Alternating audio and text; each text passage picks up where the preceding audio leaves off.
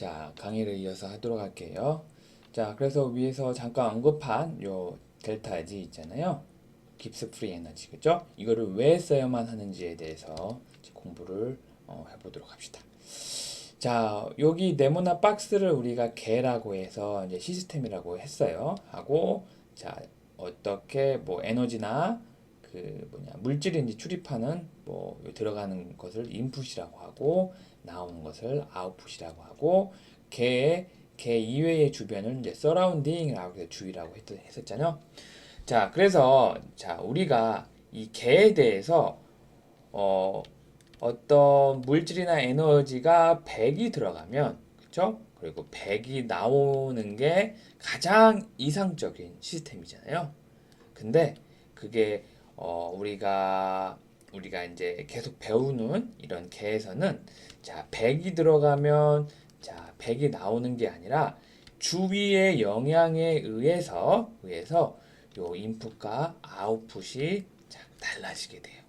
즉, 자 우리가 델타 G를 써야만 한 이유는 자 주위에 의한 영향도 고려해야 되기 때문에 자 요 델타 G를 쓰게 되는 거예요. 알겠죠? 자, 그래서 더 자세히, 자, 더 자세히가 아니라 위에서 얘기를 했었죠? 델타 G의 시스템은 델타의 H, 개의 자, 절대 온도의 델타 S, 이게 서라운딩 주위죠? 요게 개에서 시스템.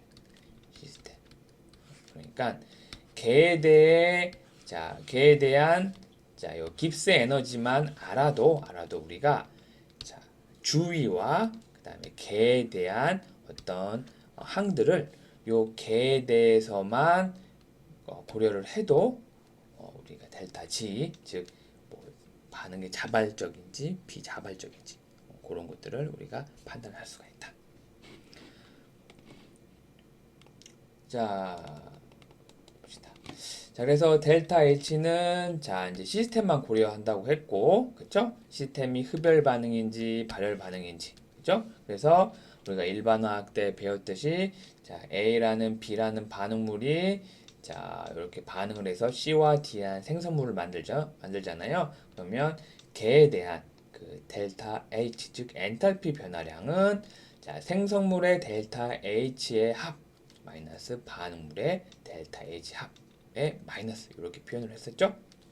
즉 델타 H 요거는 자, 개만 고려하고 주위는 고려하지 않죠.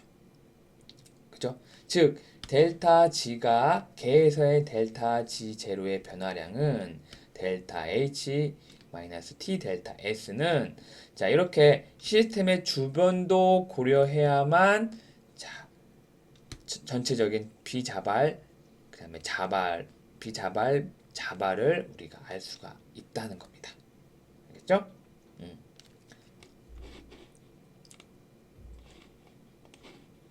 자, 그 다음에 자 연력학 제1법칙 아까 전에 말했지만은 자, 에너지 보존의 법칙이었고 자 에너지의 변화량은 자 일정한데 요게 자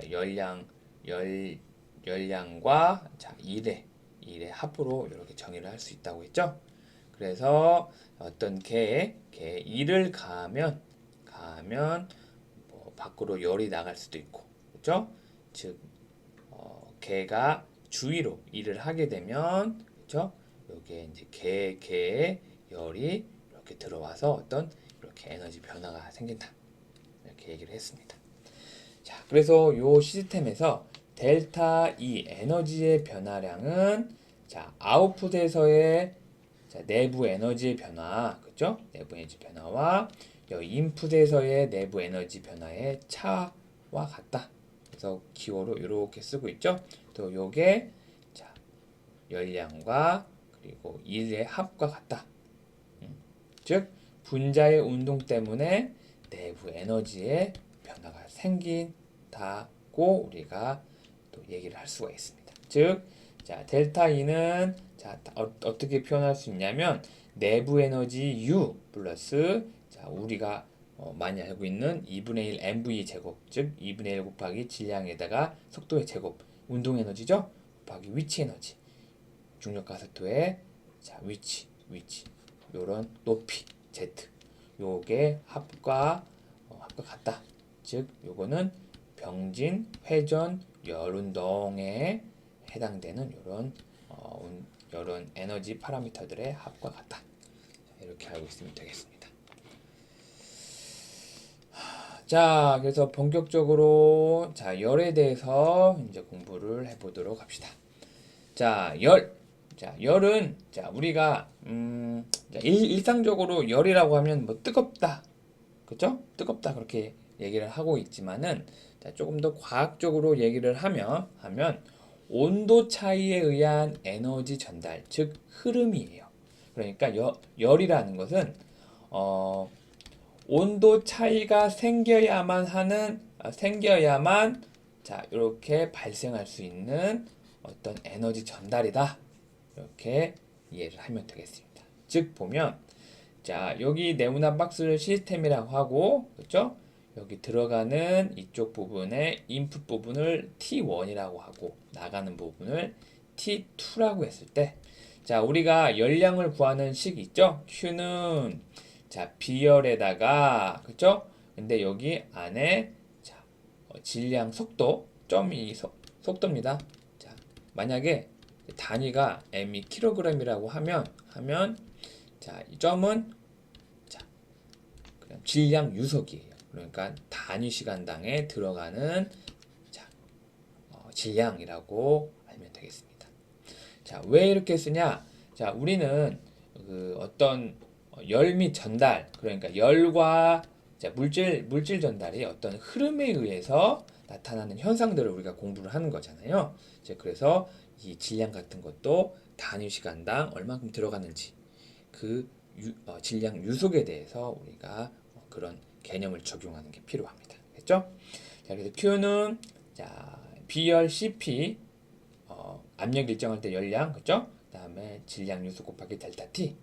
자, 그러면 어떤 시스템의 온도 차이가 생기면 유체가 갖는 에너지를 Q라고 해요. 그쵸? 그리고 질량이 있는 물질이 가지는 에너지, 즉 내부 온도 변화가 있다 하더라도 외부와 온도 차이가 없으면 열 흐름이 생기지 않는다. 그러니까 요 개 안에서 요 온도 변화만 있고 외부에 있잖아요. 요 T1과 T2의 온도 차이가 없다고 하면 여기서 이렇게 가는 열 흐름이 생기지 않는다. 알겠죠? 그래서 열은 온도 차이에 의한 에너지 전달이다.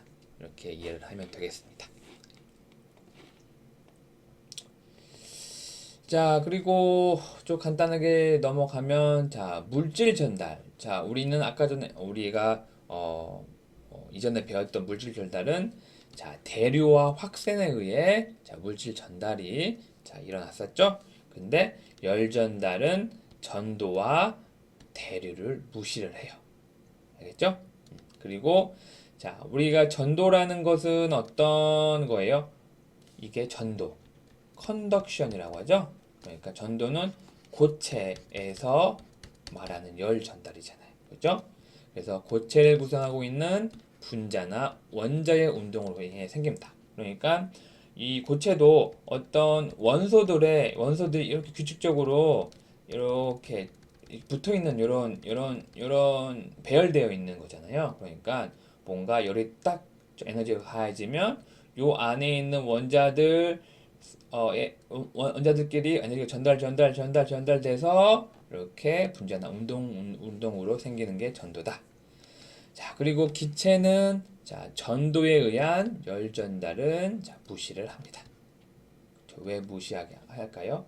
기체는 자, 입자 간의 거리가 매우 떨어져 있기 때문에 그죠? 전도에 의한 열 전달은 무시하게 됩니다. 자, 잠깐 끊고 가도록 하겠습니다.